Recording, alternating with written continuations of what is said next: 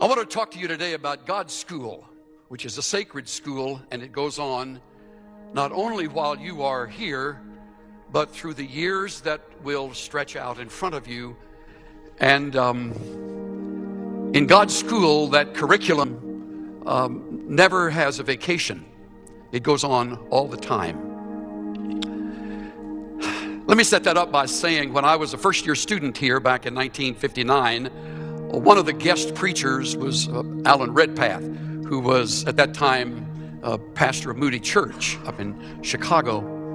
Can't remember what he was talking on, but I do remember and will never forget one statement he made that I have quoted on a number of occasions in my own ministry of now just about 45 years. He said, when God wants to do an impossible task, he takes an impossible person and crushes him.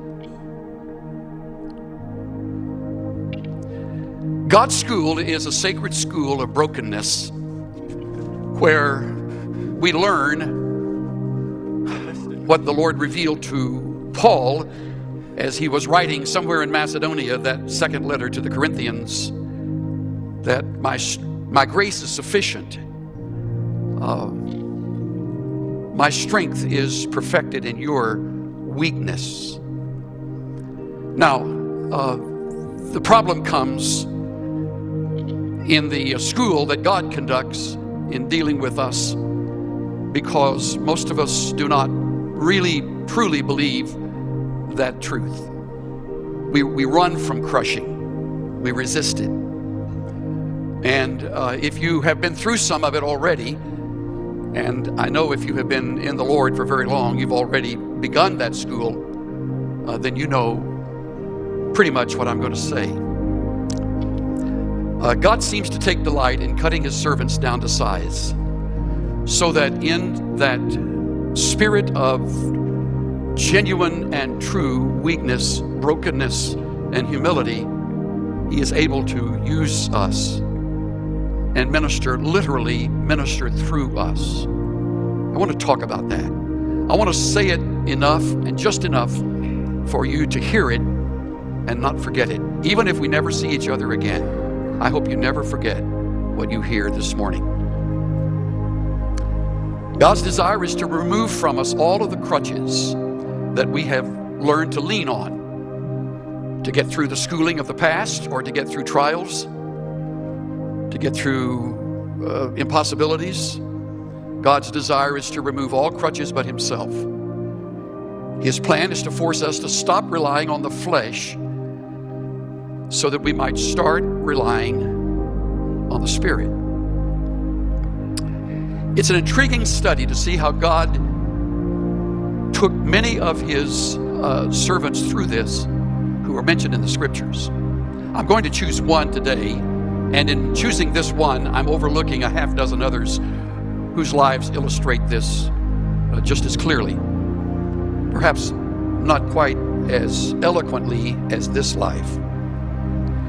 But here we will find the classic study of brokenness. The story begins in this man's life, actually before he ever was made aware that he would be used of God in any way. He was simply the youngest in a family of 8 boys. And being the youngest, it's doubtful that the thought of being a leader ever entered his mind. He kept his father's sheep, and he was faithful at that. For all we know, he did not spend all his nights under the roof of Jesse's home, but perhaps lived in the field and learned how to handle himself there very well. Prior to anything significant happening to him, a king was ruling who had proven himself an unfaithful monarch, even though he was the king of Israel. After not one, not two, but the third significant failure, a prophet named Samuel, older than the king, arrived on the scene and confronted the man with the truth that came directly from God through the prophet.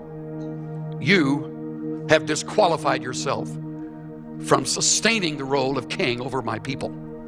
And I'm referring to 1 Samuel 15. If you have a Bible, I'd like you to turn to that 15th chapter, verse 26. And then we will skip, after a couple of 3 verses here, into the story of David and the unique way God used Saul in David's life. 1 Samuel 15, 26. Samuel said to Saul, remember, Saul is the king, the first king, human king of the people of the Hebrews. Samuel said to Saul, I will not return with you, for you have rejected the word of the Lord. Now please observe, and the Lord has rejected you from being king over Israel. It's a very clear and obvious statement. You're through.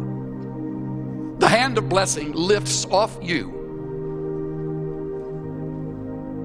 Samuel turned to go, and Saul seized the edge of his robe, and it tore. So Samuel said to him, the Lord has torn the kingdom of Israel from you today. Today, note that. And has given it to your neighbor who is better than you. I don't know if you've seen that before. It sort of struck me in a surprising way as recently as last night when I was looking this over again. As often as I've spoken on it, I don't know that I had ever taken in those last few words. He's better than you. That's a hard thing to hear. Now, what is interesting and intriguing to me is the exit strategy that God uses. Normally in employment, if you will, when an individual has disqualified herself or himself from a position, and it falls the responsibility of the one to whom he or she answers to tell them, usually they're through in a fairly quick period of time, if not that very day, depending on the reason. But it's clear that he's not the one. It's clear that the Lord has removed the authority from him. It is clear that today it's over. But what isn't stated is the plan God has in mind. Think of it. Saul remains king for an undetermined number of years, probably more like 12, maybe 13 more years. Think of it. So he knows that there will be another better than he coming. He's already insecure, feeling guilty, ashamed, as he should have felt. In fact, if it wasn't felt before, the last words of chapter 15, look at that last sentence. The Lord regretted that he had made Saul king over Israel. Wouldn't you hate to ever think those words would ever have your name in them? Haunting thought. The Lord regretted that Saul had ever been appointed king. Now, let's back away for a moment and let's remember the plan. Saul isn't the man. There will be a replacement. And all of this has happened without David's knowledge. David is simply keeping his father's sheep. He's in his mid-teen years. And the next chapter picks up the story as Samuel is on a search for the successor. You remember it. You've probably read it. He looks at all 7 of the sons and asks, is this all? And Jesse, yeah, I got one more. I'm the youngest in the family, so I know how that feels. You know, they especially in a family of 8 boys. Maybe David wasn't around that much. For sure, he's the last one. Jesse would have thought would have been the one to be anointed. And watch, that's often the way God does things. Verse 12 of chapter 16. He sent and brought him in. This is the first description of David. He was ruddy, with beautiful eyes, a handsome appearance. And the Lord said, arise, anoint him, for this is he. Now, you and I know what's come before. David doesn't know anything. He's still sweaty from being out in the field with his sheep. He walks in. He has no idea who the old man is standing there with a flask of oil. And the next thing he knows, there's warm oil running down his neck. And words are said like, anoint him, for this is he. But that's not all that happened. We read in the same verse, or the next verse, Samuel took the horn of oil, anointed him, and the Spirit of the Lord came mightily upon David from that day forward. Samuel arose and went to Ramah. Task completed. The rest will leave in the hands of the Lord. That's how they did it back then. He's been anointed the king. He's the king-elect. No coronation. David goes back with the sheep. He doesn't run downtown and try on crowns.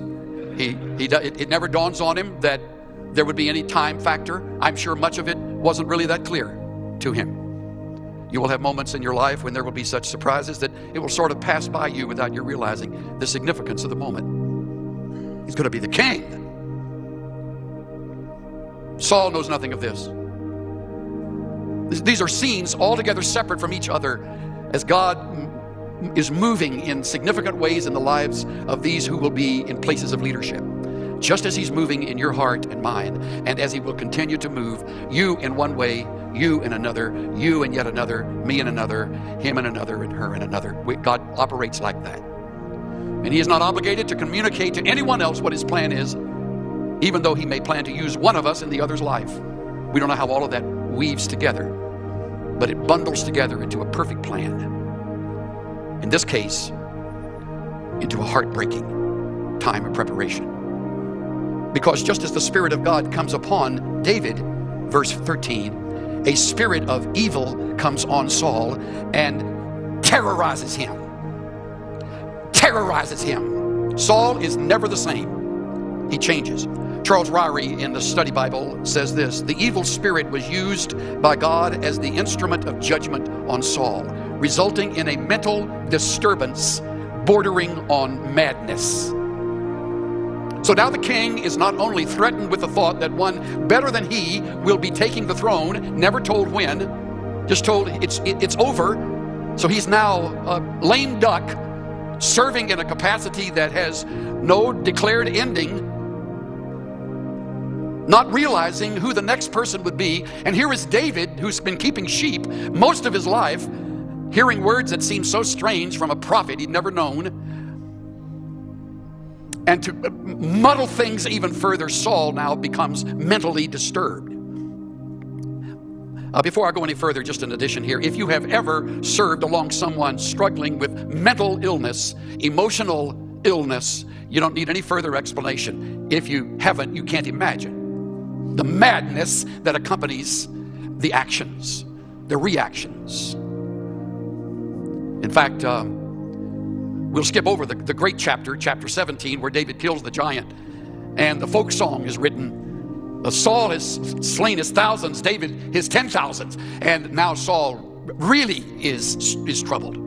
Here's this young upstart of a shepherd who's killed a giant that Saul wasn't courageous enough to take on. And the people are loving David, this young hero of the land.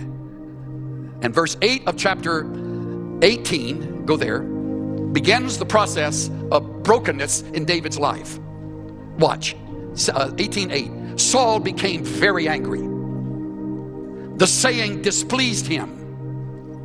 They've ascribed to David 10,000s, to me they have ascribed thousands. You will work with people who will compare. And they will see you as a threat. They will be suspicious of you. Your giftedness will work against you, especially if you are capable in areas where they are not and they hold a superior position. You got the picture. What more can he have but the kingdom? Remember, it's in the back of Saul's mind. The one statement he didn't want anybody to know about, but he's living with it. Look at verse 10. Look at the verb in the middle of the verse. He raved in the midst of the house while David was playing the harp with his hand. Verse 11, Saul hurled a spear at him. Remarkable. Verse 12, Saul was afraid of David. Verse 13, Saul removed him from his presence. Verse 15, he dreaded him. Saul is now becoming a case. H.G. Wells has an interesting line as a writer. One of his characters named Mr. Polly. Wells writes, he was not so much a human being as a civil war. Saul has become his own civil war. He's paranoid. He's suspicious. He is angry. He is unable to sleep. He's raving. David is dodging spears more than once. I took the time to mark and read in my Bible in these 3 chapters. He even plans to give David one of his daughters. Before you get impressed with that, this is a bad woman he's going to give to David. And verse 21, Saul thought, I will give her to him that she may become a snare to him, and that the hand of the Philistines may be against him. Look, he's even hoping the enemies of Israel will wipe out this young whippersnapper. And if he doesn't, at least his new wife will make his life miserable enough to want to take it. Verse 22, speak to David secretly. So now there's secrecy. Into verse 25, Saul planned to make David fall by the hand of the Philistines. Verse 29, Saul was even more afraid of David. Saul was David's enemy continually. Maybe you haven't lived long enough to have an enemy like that. Thank God if you have never known such a thing. Some enemies track you and stalk you. They hate you whether you're there or not. Their goal is to make your life miserable, is to ruin or weaken your ministry. Their hope is to put you down and watch you fall and deceptively maneuver and manipulate things to make sure that happens. This is Saul in David's life. Verse 19, Saul told Jonathan, verse 1 of chapter 19, Saul told Jonathan his son and all his servants to put David to death. How about that? Talk about distracted. He's now telling his own boy, you make sure there's a hitman that finishes him off. Verse 9 tells the story of another spear. Verse 10 says Saul tried to pin David to the wall with a spear. Saul sent messengers to David's house to watch him in order to put him to death. What am I doing? I am deliberately staying on it like the physician puts his finger on the point of pain and presses and says, does that hurt? And when you say it does, they never back off. They push harder. And that's what Saul's doing. Does that hurt? Now you haven't felt anything yet. He's going to get David out of his life. What David can easily forget is that Saul is the tool being used by God to prepare him to king it, so that he will not be a Saul replacing Saul. My daughter, going through a terrible time right now in her life, said to me the other day, Daddy, I want you to read a book. She thought I'd read it before. I'd never heard of it. It's called A Tale of Three Kings, written by a man named Gene Edwards. I don't know if you've read it, but I hope you do. It's a study of brokenness. Listen to a few excerpts. God has a university. It's a small school. Few enroll, even fewer graduate.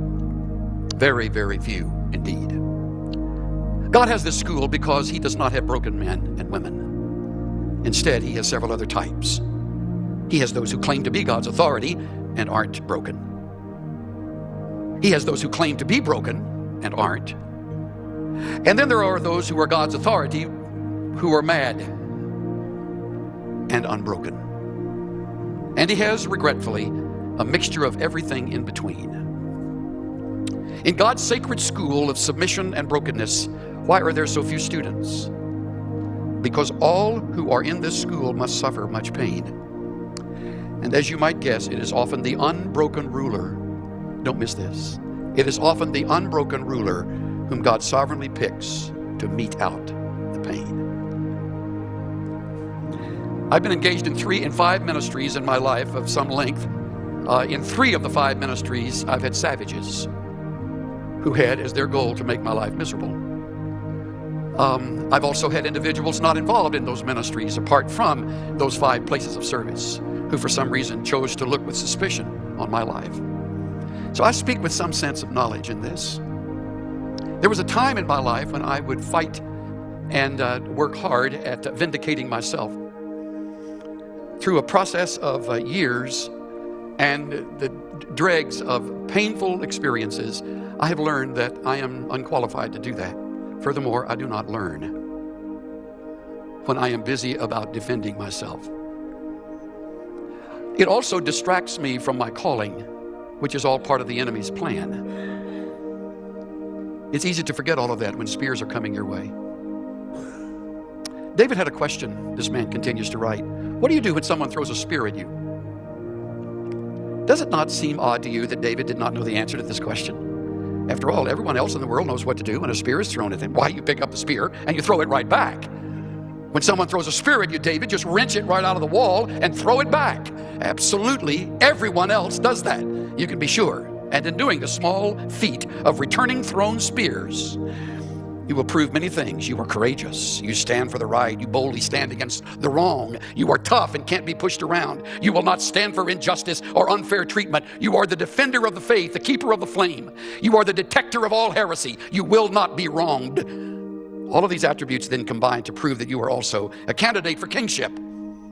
Yes, perhaps you are the Lord's anointed after the order of King Saul. There is also a possibility that some 20 years after your coronation, you will be the most incredibly skilled spear thrower in all the realm, and most assuredly, by then, quite mad.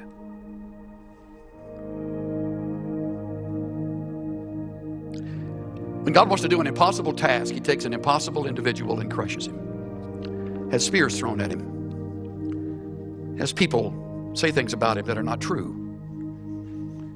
Brings out in his life Saul's and other individuals who team together to finish you off. Now, why would I talk to you about this? I mean, some of you are just thinking about ministry. If you're looking for a reason not to get in, you're getting it today, aren't you? One of my favorite lines when someone tells me they're interested in ministry, I always say, if you could be happy doing anything else, do that.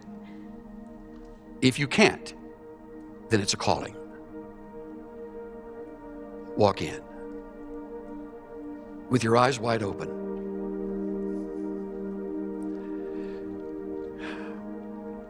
I'm moved with the line in verse 3, chapter 20, the last part of it. Look at 20 and verse 3. There is hardly a step between me and death. That is, to use F.B. Meyer's words, ah me, this is pain. I think some of the people who are on this platform understand that line.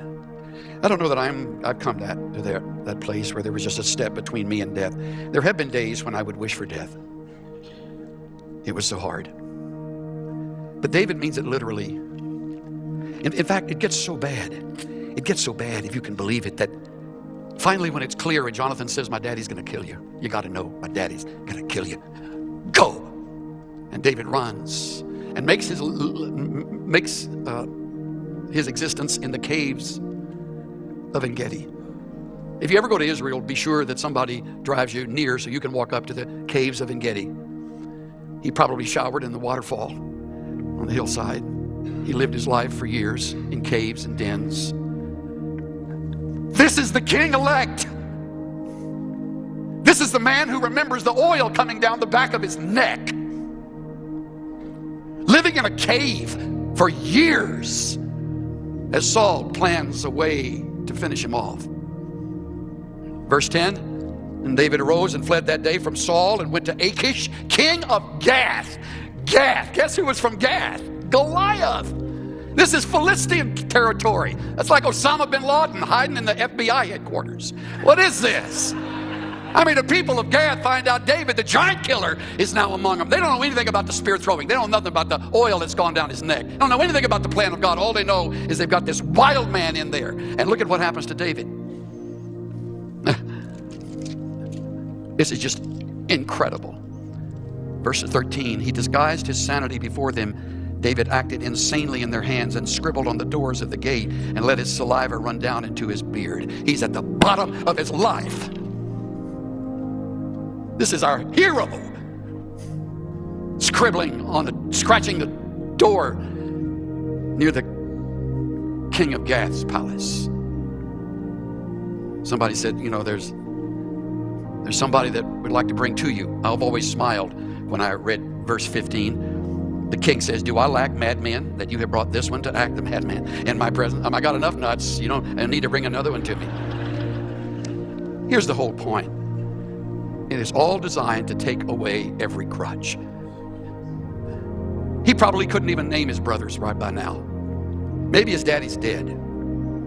For all he knows, Jonathan's forgotten him. He is all alone. Cave dwelling does that to you. Your mind plays tricks on you. And in your life, as in my life, Sunday comes. You'll learn Sunday comes every 3 days. It's like it never goes away. And you're on. And very few, except your own spouse in the flock, knows what you're going through. It's not something you take to the pulpit with you. Every crutch being removed. Why? Because it's God's school to break you down. When he wants to do an impossible task, he takes an impossible person and crushes him. One thing good about all his time is the Psalms he wrote. I haven't the time to read most of them, but look at chapter 55. Give ear to my prayer, O God. Do not hide yourself from my supplication. In the middle of verse 2, I am restless in my complaint, and I am surely distracted. Of course he was. Verse 4, my heart is in anguish within me, and the terrors of death have fallen upon me. One more, 142. This is a maskil of David when he was in the cave. Listen to 142. I pour out my complaint before him. I declare my trouble before him. When my spirit was overwhelmed within me, you knew my path. In the way where I walk, they have hidden a trap for me. Look to the right and see, for there's no one who regards me. There's no escape for me. No one cares for my soul. That's honest prayer. I have a friend who lost his precious little boy, and he drove the freeways of Los Angeles in the grief of that loss. And then it said, all the way through the night, for hours as I drove, I just screamed and I poured out my soul to God. I said things that I would never admit to anybody else. And I got back into my driveway and I was just dripping wet. And I turned my car off. And the thought hit me, the Lord can handle all of that.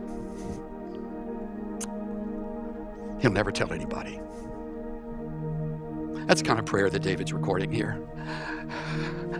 Help me. Help me. Just about the time he thinks it can't go on any further, Saul dies.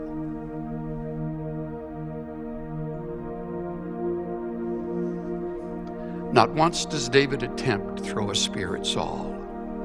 Not once does he retaliate. Isn't that great? And he's just 30 years old. And he's that mature. How? He graduated from the school of brokenness. As one man put it, one by one God took them from me, all the things I valued most, until I was empty-handed. Every glittering toy was lost. And I walked earth's highways grieving in my rags and poverty till I heard his voice inviting, lift those empty hands to me. I turned my hands toward heaven and he filled them with a store of his own transcendent riches till they could contain no more. And at last I comprehended with my stupid mind and dull that God cannot pour his riches into hands already full. I have no idea what God has for you, but I can assure you, if his plan is to use you significantly, there will be Sauls in your life. There will be caves. And hopefully there will be psalms that come from that. Psalms of lament and brokenness that will help others who are just matriculating into the school. Let's bow our heads.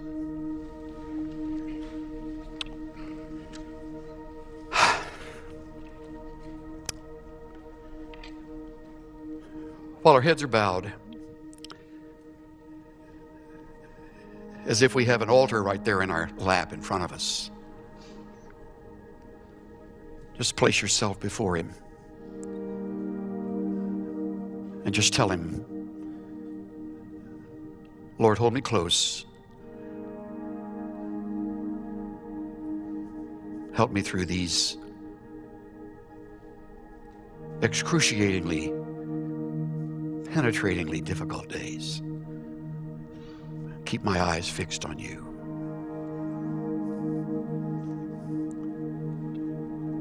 Thank you, Father, for your faithful classroom work in the school of life.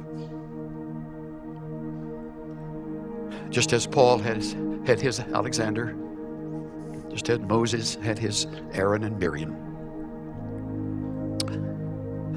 just as Nehemiah had his Tobiah, Sanballat, and Geshem, just as David had his Saul, we all will be there. As you crush us, remold and make us, we might be effective, empty-handed, open-hearted instruments used for the Master in your way and in your time. Jesus' sake. Everybody said.